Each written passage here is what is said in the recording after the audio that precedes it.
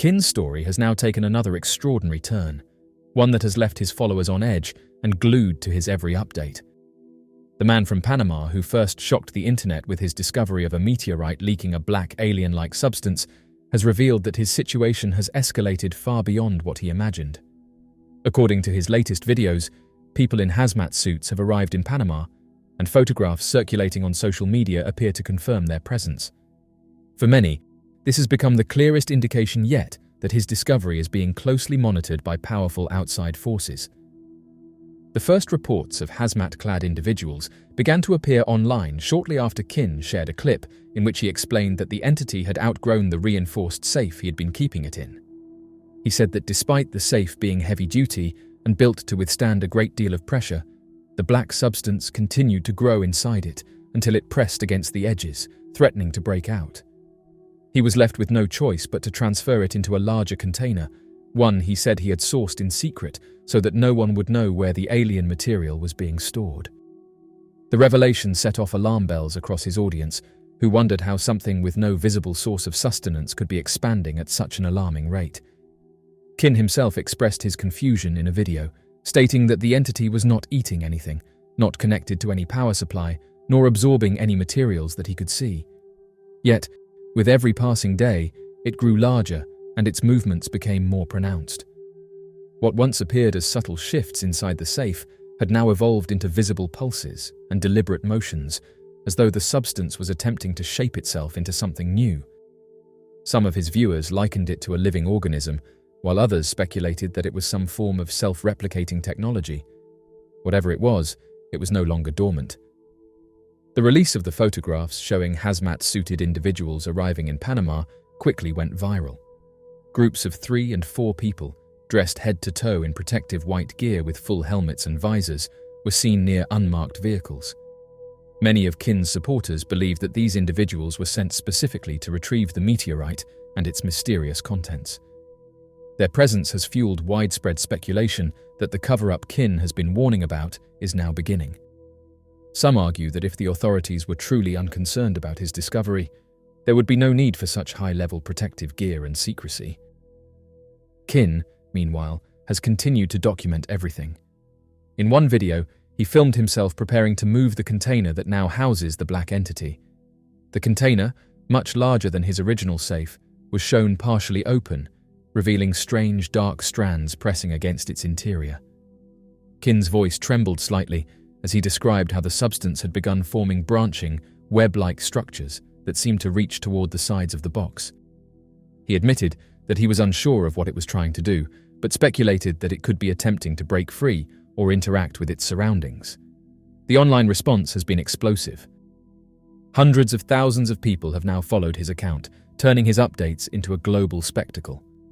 Some firmly believe that Kin has stumbled onto one of the most important discoveries in modern history, proof that extraterrestrial life has made its way to Earth.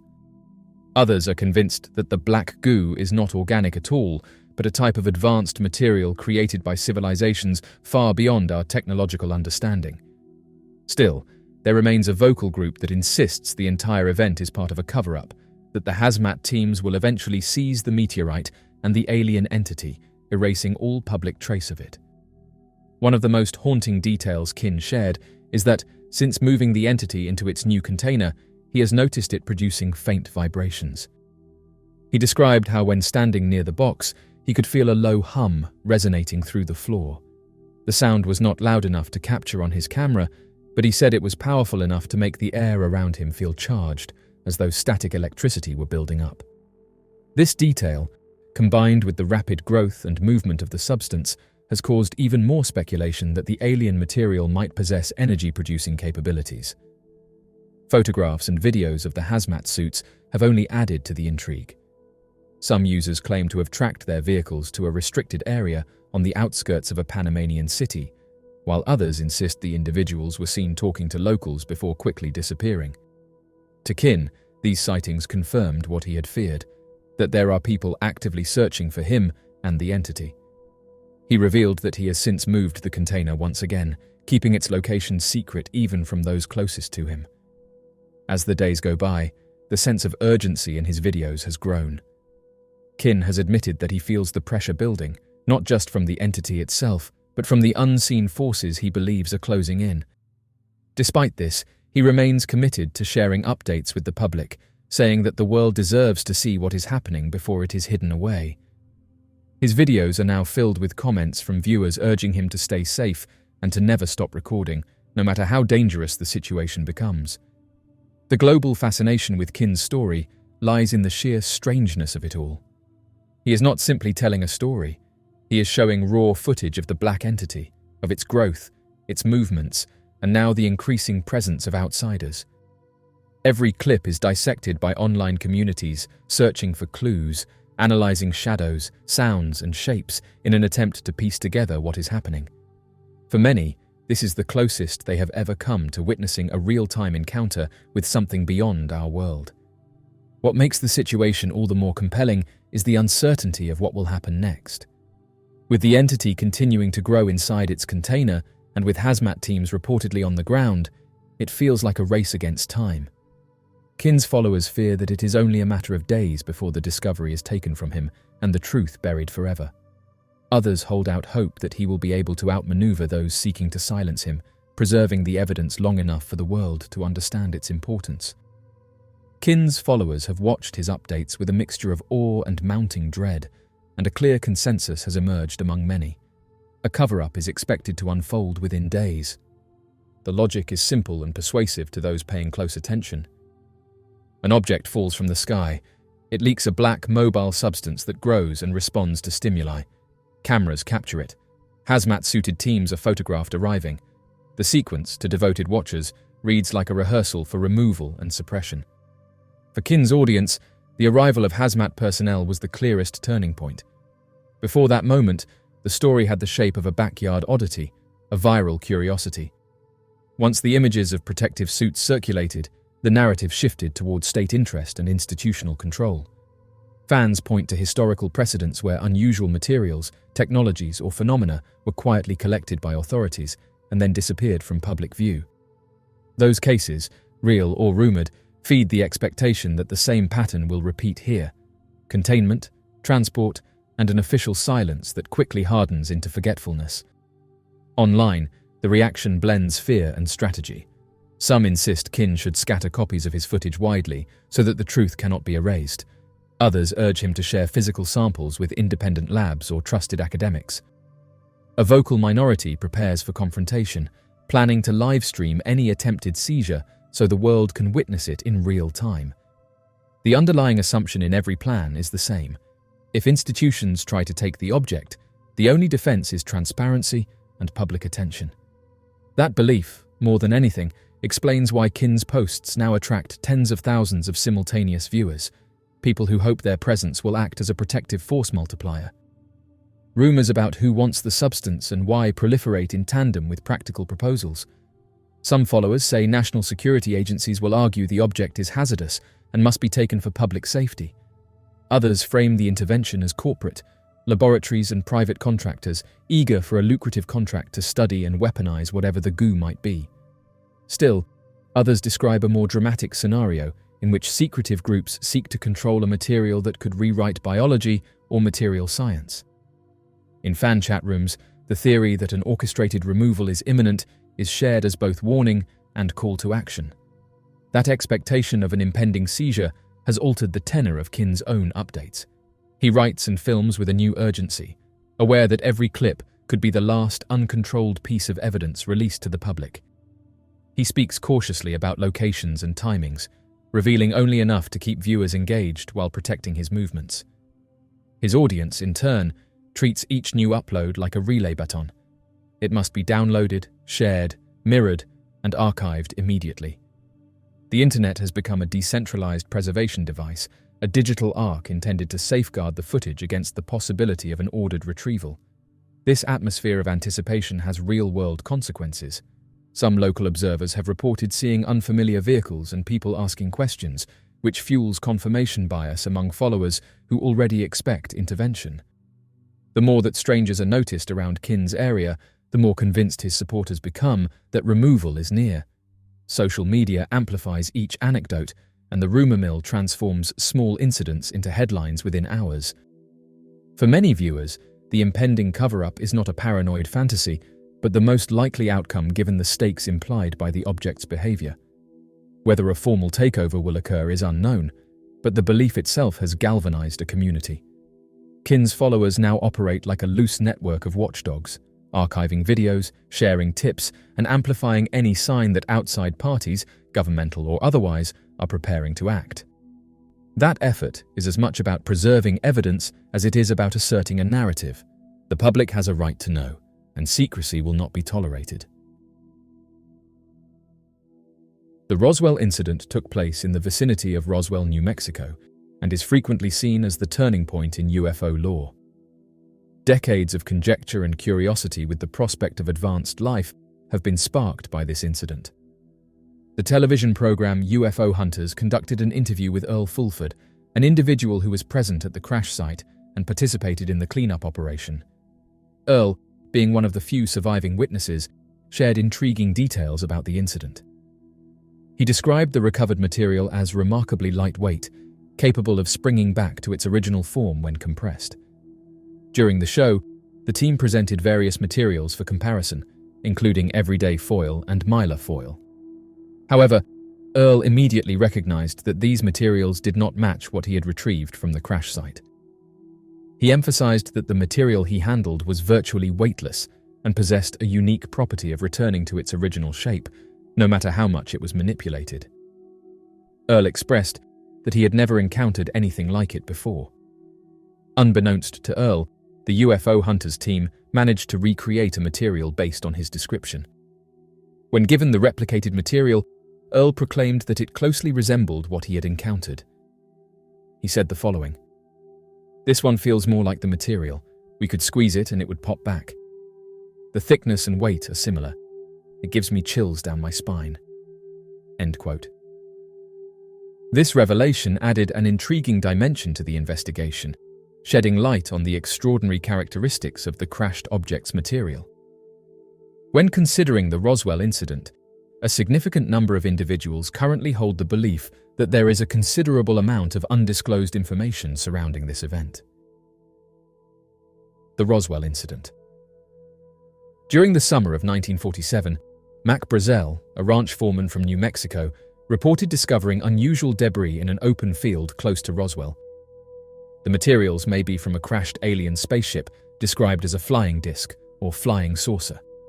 This intriguing story quickly took shape. Sheepherder and cowboy William Mac Brazel lived in the southwest region of the United States. Mac's spouse and children resided in Tularosa, New Mexico, but his foster ranch foreman position required him to work miles away. Every evening, when he was working away from the family, he boarded at an old ranch house. Unbeknownst to him at the moment, Mac was going to see what would eventually become the most well-known UFO crash in history. A tremendous thunderstorm moved in one night in early July 1947. UFO historians have said that stories differ as to whether it was the 2nd or 4th of July. He heard several lightning bolts hitting the ground, but one struck particularly loudly, sounding more like an explosion. Mac and William D. Proctor, a neighbor, were examining the fences the following day to see if they needed any repairs or damage. They came upon a vast region that spanned two tiny hills divided by an arroyo and was covered in shiny fragments and bits of stuff they didn't recognize. Mac either collected some of the debris at that moment or returned later with his family to gather more of it. He put the material in a shed at the ranch home when they got back. Brazel made the decision to go to Chavez County Sheriff George Wilcox on July 6th or 7th, 1947, to inform him of the discovery. The base intelligence officer for Roswell Army Airfield, Major Jesse Marcel, was contacted by the sheriff. On Monday, July 7th, Major Marcel returned to the ranch with another man and Brazel. According to a press release issued on the 8th of July by Walter Haut, the public information officer at Roswell Army Airfield, members of the 509th Group had discovered a flying disc that had fallen on a property near Roswell. On July 8th, Brazel was interviewed by Jason Kellehin, a reporter for the Associated Press, and by a reporter from the Roswell Daily Record.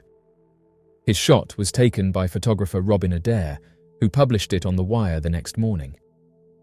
The interview with the Record was released the following afternoon. Many have pointed out that although the first news announcement from the Army airfield in Roswell stated it happened in early July, he claims the initial encounter happened on June 14th. These tales demonstrate that Brazel is not the ill-mannered cowboy he always gave the impression of being. In order to avoid coming across as insane, he was hesitant to divulge more details about the purported crash locations. Compared to now, people were far less aware of unidentified objects. William H. Blanchard was the group's commanding officer. To talk with General Roger M. Ramey, he made a call to the 8th Air Force in Fort Worth, Texas. Blanchard was immediately instructed by Ramey to send the item to Fort Worth Army Airfield for analysis.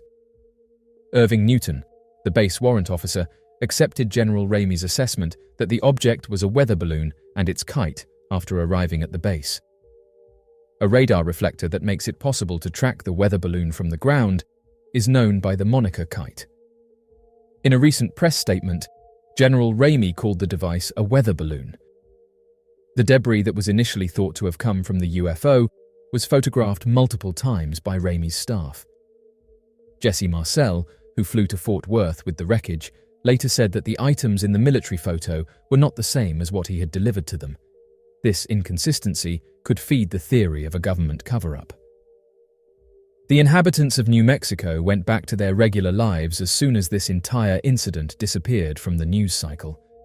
It was not until much later that Jesse Marcel was interviewed by nuclear physicist and author Stanton T. Friedman in 1978. The tale Marcel told Mr. Friedman sparked a rising interest in what has turned out to be the most famous UFO incident in history. Hundreds of persons who were related to or claimed to be connected to the incident were interviewed over the course of the next 15 years by a number of people who were interested in learning more about the incident and UFOs in general. Friedman, Carl T. Flock, William Moore, and the collaborative work of Donald R. Schmidt and Kevin D. Randall are some of these researchers. These efforts were aided by the Freedom of Information Act, which allowed the researchers to review numerous previously unavailable documents. Numerous writers concluded that there had crashed one, possibly two, alien craft close to the region. They also believed that multiple aliens, some of whom were still alive, had been discovered and removed from the crash site.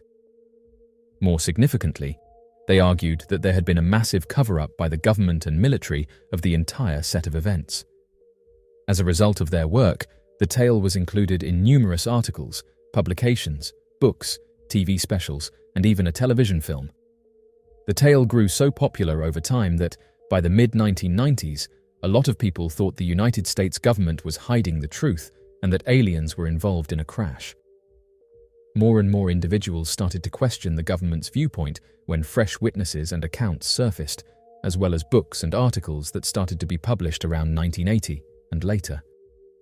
A 1994 Air Force investigation that refuted every theory regarding the mysterious crash was the first official rebuke.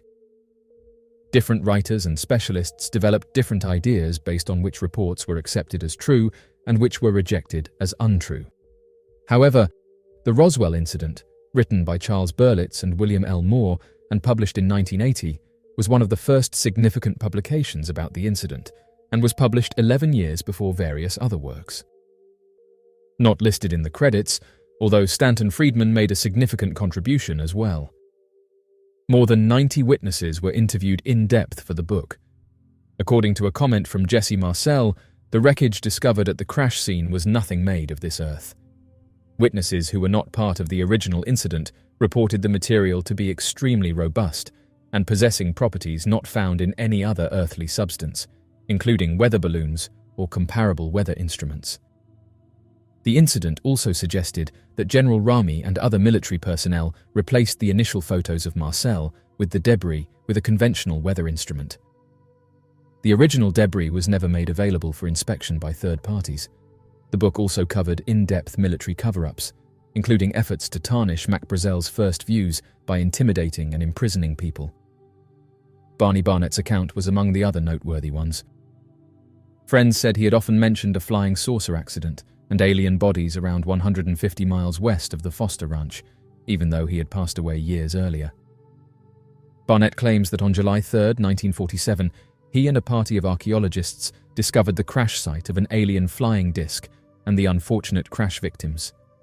Military forces moved rapidly to remove them from the area. Barnett's account suggested that there might have been another collision, or that maybe some of the wreckage from the Barnett crash had ended up strewn across the Foster Ranch's arroyo. In 1992, Stanton Friedman and Don Berliner published Crash at Corona, which catapulted him back to prominence in the UFO community. Their stance was supported by material they found, which included records from the Majestic 12 repository. The Majestic 12, also referred to as MJ-12, was the purported codename for a covert group of military, scientific, and government officials. By presidential executive order, it was established. Their investigation of the Roswell incident was their only motivation for existing. Several Canadian declassified documents from 1978 revealed the Majestic 12's existence. A set of fictitious documents that emerged in the United States in 1984 further complicated the situation for scholars trying to piece together the full tale of the Roswell incident. Additionally, they made reference to the Majestic 12, which the Federal Bureau of Investigation discovered to be wholly untrue despite being excellent replicas of real papers. The events in Crash at Corona follow a similar plot, although this time Brazel is placed in military quarantine for up to a week before he speaks with the Roswell newspaper about his revised story, which he was given by the government. Along with adding a new story from Gerald Anderson, Crash at Corona moves the Barnett narrative closer to Socorro and describes the crash of a flying saucer carrying 4 alien passengers, one of whom survived.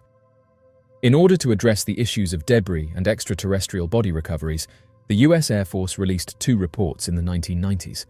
They clarified that the debris came from a high-altitude balloon that was a component of Project Mogul, a top-secret experiment meant to find evidence of nuclear and missile activities coming from the Soviet Union. Furthermore, they disregarded the reports of extraterrestrial recoveries by claiming that they were a combination of hoaxes, actual military incidents involving troops, and military projects employing dummies in place of actual personnel. The studies served as the first formal rebuttal to the expanding narrative of alien recovery that began to take shape in the late 1970s. However, before the Air Force papers appeared, independent skeptics like Philip J. Klass and Robert Todd had already voiced their reservations concerning UFOs. Over the years, hundreds of people connected to the Roswell incident have been interviewed by different researchers. Nevertheless, only a small number of them were present at the sites, and even fewer handled the debris. Just 41 of those were classified as primary or secondary witnesses to the events in and around Roswell or at the Fort Worth Army Airfield, and another 23 were considered reasonably thought to have seen physical evidence, debris recovered from the Foster Ranch. Only 7 people, according to Flock, have suggested that the debris is connected to extraterrestrial life. The most challenging thing has probably been determining the reliability of sources claiming to have seen aliens. Either the claimants made a lot of inconsistent comments, sometimes even contradicting themselves, or the accounts were second-hand. Furthermore, a few interviewees were elderly, prone to confusion, or had trouble recalling specific incidents. All of the respondents were impacted by the temporal gap between 1947 and the 1970s and 1980s. Attempting to recall every last detail of the occurrences would take a lot of time,